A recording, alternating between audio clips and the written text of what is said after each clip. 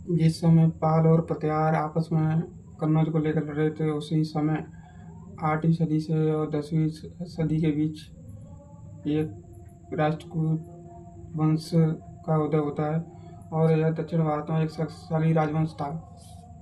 जब उत्तर भारत में पाल और प्रत्यार राजाओं का शासन चल रहा था, उसी समय दक्कन क्षेत्र में राष्ट्रकूट अपनी शक्ति बढ़ा रहे थे।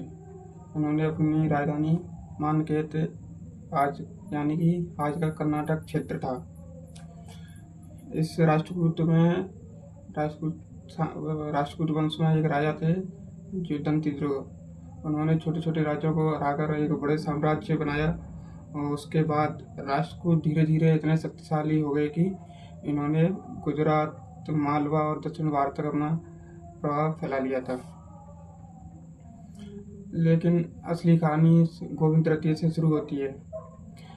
गोविंद तृतीय एक ऐसा राजा था जिसे युद्ध जीतना बहुत पसंद था। वह उत्तर भारत तक गया और कन्नौज के राजा नागभट्ट को हरा दिया। फिर दक्षिण की ओर बढ़ा। किताबों में ऐसा कहा जाता है कि उसने चोल, पांड्य, केरल और पल्लव राजाओं को इतना डरा दिया कि वे उसकी शक्ति को मानने लगे थे। यहाँ तक कहा जाता है कि उसने लंका के राजा को भी पूरी तरीके से झुका दिया था। लंका के राजा ने डरकर अपनी मूर्तियां और उपहार राष्ट्रकूट दरबार में भेज दिए थे। गोविंद तृतीय के बाद राष्ट्रकूट वंश का राजा अमोघवंश आते हैं। ये राजा थोड़े अलग थे। इन्होंने युद्ध से ज़्यादा धर्म और साहित्य, कला पर ध्यान दिया था। इनको कला बहुत पसंद थी। यह एक खुद लेखक थे। इन्होंने कन्नड़ भाषा में पुस्तक लिखने का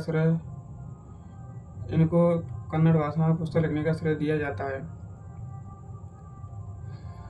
इनके समय में मानकेत शहर इतना सुंदर बना था कि लोग कहते थे कि इंद्र की नगरी भी इसके सामने फीकी है। लेकिन थोड़ा समय बदलने पर अमोघवंश के बाद साम्राज्य में विद्रोह शुरू हो गए थे। कई राजा अलग होने लगे थे। फिर इनके बाद एक राजा आते हैं जिनका नाम इंद्र तृतीय था।